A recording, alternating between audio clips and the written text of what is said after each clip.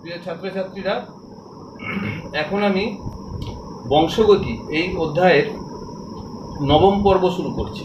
আর এই নবম পর্বে আমি মানুষের লিঙ্গ নির্ধারণ, সেক্স ডিটারমিনেশন অফ ম্যান, এটা আলোচনা করছি। এখানে কি করে আমরা স্ত্রী পুরুষ নির্ধারণ করা যায় সেটাই আলোচনা করব। এখানে তোমাদের জেনে রাখা অবশ্যই প্রয়োজন যে স্ত্রীলোক মানুষের ক্ষেত্রে ক্রোমোজোম হচ্ছে 46টি ক্রোমোজোম থাকে, মানে 23 জোড়া, প্রত্যেকটা কোষে 23 জোড়া ক্রোমোজোম থাকে। এদের মধ্যে 22 জোড়া অর্থাৎ 44টি ক্রোমোজোম হলো অটোজোম।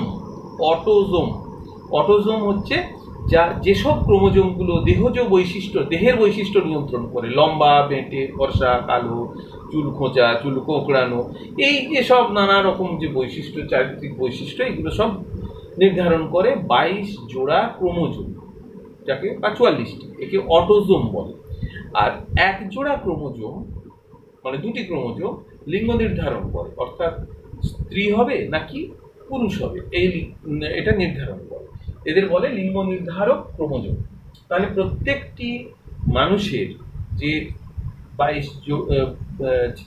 46টি ক্রোমোজোম থাকে, তার মধ্যে 44টি বা 22 জোড়া হলো অটোজোম, এবং এক জোড়া বা দুটি ক্রোমোজোম হলো যৌন ক্রোমোজোম বা লিঙ্গ নির্ধারক ক্রোমোজোম। এখন স্ত্রীলোক যারা হয় তাদের 2n = 46, তার মধ্যে 44টি এ মিনস অটোজোম, 44টা অটোজোম রয়েছে, আর দুটি এক্স ক্রোমোজোম আছে। এক্স ক্রোমোজোম হচ্ছে স্ত্রীলিঙ্গ নির্ধারক ক্রোমোজোম, এক্স ক্রোমোজোম। আমরা নাম দিয়েছি এক্স, ক্রোমোজোমের গায়ে তো আর এক্স লেখা থাকে না, আমরা নাম দিয়েছি এক্স এবং ওয়াই, এই নাম দিচ্ছি। তো দুটো একই জাতীয় ক্রোমোজোম থাকে, অর্থাৎ এরা হোমোজাইগাস প্রকৃতির হয় ক্রোমোজোম, সমসমস্ত ক্রোমোজোম এক্স ক্রোমোজোম দুটোই। অপরদিকে পুরুষদের ক্ষেত্রে কিন্তু 2n = 46, কিন্তু দেখো 44টা অটোজোম এবং একটি এক্স একটি ওয়াই ক্রোমোজোম। ওয়াই ক্রোমোজোমটা আকারে হয় ছোট এক্স ক্রোমোজোমের থেকে, এবং দুটো ক্রোমোজোম ভিন্ন ধর্মী, এরা হোমোজাইগাস নয়, ভিন্ন ধর্মী ক্রোমোজোম। তাহলে আমরা দেখতে পাচ্ছি যে লিঙ্গ নির্ধারক ক্রোমোজোম বা সেক্স ক্রোমোজোম স্ত্রীলোকের প্রত্যেকটি কোষে দুটো সেক্স ক্রোমোজোম থাকে, দুটোই হলো এক্স। আর পুরুষদের প্রত্যেকটি কোষে যে দুটো সেক্স ক্রোমোজোম থাকে বা যৌন ক্রোমোজোম থাকে, তার একটি হলো এক্স এবং একটি হলো ওয়াই। তাহলে এই স্ত্রীলোকের দেহে যেন মিয়োসিসের মাধ্যমে ডিম্বাণু উৎপন্ন হয়, এবং পুরুষের শুক্রাশয়ে মিয়োসিসের মাধ্যমে শুক্রাণু উৎপন্ন হয়। যেহেতু দুটি এক্স ক্রোমোজোম রয়েছে, দুটোই এক্স, তাহলে এখানে মিয়োসিস পদ্ধতিতে যে ডিম্বাণুগুলি উৎপন্ন হবে মিয়োসিসের মাধ্যমে স্ত্রীলোকের দেহে, সব ক্রোমোজোমে, সব ডিম্বাণুতেই থাকবে 22টা অটোজোম আর একটা এক্স ক্রোমোজোম। এক্ষেত্রে সমস্ত ডিম্বাণু একই রকম হবে, অর্থাৎ সব ডিম্বাণুতেই একটা এক্স ক্রোমোজোম থাকবে, অর্থাৎ 100% ডিম্বাণু হবে একটা এক্স ক্রোমোজোম যুক্ত, 100% ডিম্বাণু হবে একটা এক্স ক্রোমোজোম যুক্ত। অপরদিকে পুরুষের ক্ষেত্রে শুক্রাশয় যে মিয়োসিস হবে শুক্রাণু আদি কোষে, তার ফলে দুই প্রকারের শুক্রাণু উৎপন্ন হবে।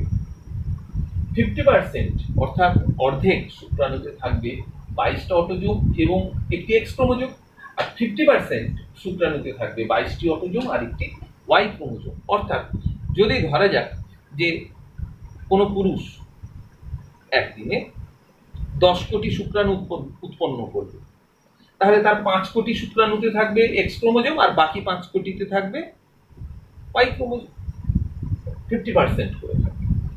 এইবার শুক্রাণু, তাহলে শুক্রাণু দুই প্রকার হচ্ছে, ডিম্বাণু তো এক প্রকার। যদি এক্স ক্রোমোজোম যুক্ত শুক্রাণু এক্স আর ডিম্বাণুর সাথে মিলিত হয়, ডিম্বাণু মানে তাতে একটা এক্স ক্রোমোজোম, এক্স ক্রোমোজোম যুক্ত শুক্রাণু যদি ডিম্বাণুর সাথে মিলিত হয়, তাহলে যে সন্তান জন্মাবে, দেখো দুটো এন, 2n আবার ডিপ্লয়েড হয়ে গেল, তাহলে 22 অটোজোম মিলে 44টা অটোজোম, আর এক্স দুটো এক্স ক্রোমোজোম, তাহলে 44টা অটোজোম আর দুটো এক্স ক্রোমোজোম, কাদের ক্ষেত্রে হয়? স্ত্রীলোকদের ক্ষেত্রে। তাহলে সেই সন্তান হবে কন্যা, কন্যা সন্তান জন্মাবে।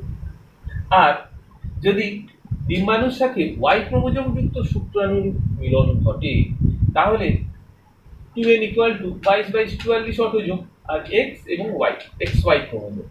আমরা জানি পুরুষদের এক্স এবং ওয়াই ক্রোমোজোম থাকে কোষের মধ্যে, তাহলে সেই সন্তান হবে পুত্র।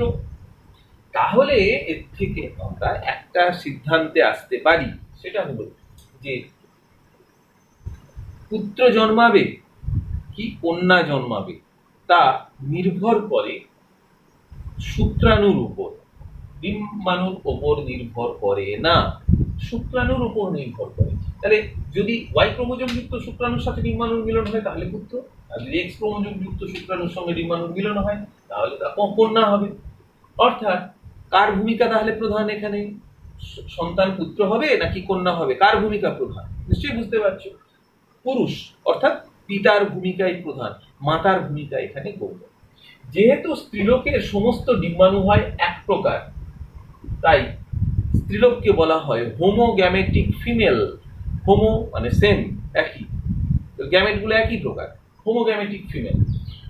পুরুষদের ক্ষেত্রে দুই প্রকার, দুটো ভিন্ন প্রকার গ্যামেট বা শুক্রাণু উৎপন্ন হয়, তাই পুরুষদের বলা হয় হেটেরোগ্যামেটিক মেল, হেটেরোগ্যামেটিক মেল। তাহলে বুঝতে পারছো যে যদি কোনো, এখনো আমাদের সমাজে তোমরা জানো যে কন্যা সন্তান জন্মানোর জন্য এখনো মহিলাদের গঞ্জনা দেওয়া হয়, তাদের মানসিক যন্ত্রণা দেওয়া হয়, কখনো কখনো শারীরিক যন্ত্রণাও দেওয়া হয়, কষ্ট দেওয়া হয়, এবং তার ফলে কখনো কখনো আমরা সংবাদপত্রে দেখতে পাই, খবরে শুনতে পাই যে অনেক স্ত্রীলোক তারা সে কষ্ট সহ্য করতে না পেরে তারা আত্মহত্যার পথও বেছে নেয়। তাহলে স্ত্রীলোককে কি দায়ী করা যায়? কন্যা জন্মাবে কি পুত্র সন্তান জন্মাবে? না, এটা নির্ভর করে পিতার উপরে, পুরুষের উপরে। কিন্তু পিতাকে আমরা দায়ী করতে পারি না। তার কারণ কি না, এক একবারে একটি কয়েক কোটি শুক্রাণু উৎপন্ন হয় এট এ টাইম, কয়েক কোটি। আমি একটু আগেই বলেছি যে 20 থেকে 30 কোটি শুক্রাণু এক এক দিনে উৎপন্ন হয়, 20-30 কোটি শুক্রাণু। সেই তাহলে যদি আমরা মনে করি 20 কোটি শুক্রাণু উৎপন্ন হয়েছে, তাহলে 10 কোটিতে আছে এক্স, 10 কোটিতে আছে ওয়াই। কোন শুক্রাণুটা এদের মধ্যে ডিম্বাণুর সাথে মিলিত হবে কেউ জানে না, কেউ বলতে পারবে না। যে কোনো একটি মিলিত হবে, সেটা এক্স ক্রোমোজোম যুক্ত হতে পারে অথবা ওয়াই ক্রোমোজোম যুক্ত হতে পারে। সুতরাং পুত্র জন্মাবে কি কন্যা জন্মাবে এটা কখনোই পূর্ব নির্ধারিত নয়, আগে থেকে কখনোই এটা নির্ধারণ করা যায় না। এমনকি জ্যোতিষী, গুণিন এরাও বলে দিতে পারে না, হস্তরেখা বিচার করে কেউ বলে দিতে পারে না, কখনোই বলা সম্ভব নয়। কখনো কোনো ওষুধ খেয়ে বা কোনো টুকটাক করে মন্ত্র বলে কখনোই পুত্র বা কন্যা সন্তানের পুত্র জন্মাবে বা কন্যা জন্মাবে বলে কখনো গ্যারেন্টি দেওয়া সম্ভব নয়। এটা পুরোটাই একটি চান্স ফ্যাক্টর, অর্থাৎ এক্স ক্রোমোজোম যুক্ত হবে কি ওয়াই ক্রোমোজোম যুক্ত শুক্রাণুর মিলন হবে তার উপর নির্ভর করছে। যদি কোনো পিতা মাতার প্রথম সন্তান ধরা যাক কন্যা, তাহলে দ্বিতীয় সন্তান পুত্র হওয়ার সম্ভাবনা কত? 50%। কারণ প্রত্যেকবার সন্তান জন্মানোর ক্ষেত্রে 50% সম্ভাবনা পুত্র জন্মানোর, 50% সম্ভাবনা কন্যা জন্মানোর। কোনো একটি দম্পতির যদি ধরা যাক দুটি কন্যা সন্তান আছে, তাদের আবার তৃতীয় সন্তান হওয়ার সম্ভাবনা আছে, তার তৃতীয় সন্তানের ক্ষেত্রে পুত্র জন্মানোর সম্ভাবনা 50%, জন্মানোর সম্ভাবনা 50%। তাদের প্রথম সন্তান যদি কারোর হয় সেটাও পুত্র 50%, কন্যার সম্ভাবনা 50%। অর্থাৎ সবসময় 50-50, কখনোই আগে থেকে বলা সম্ভব নয়। আর যারা এই ধরনের কাজ করে, যারা আগে থেকে বলে যে পুত্র হবে বা কন্যা হবে, কখনো আন্দাজে যেহেতু 50-50 কখনো কখনো লেগে যায়, আর সেটাকে তখন অনেকে ক্রেডিট নেয়।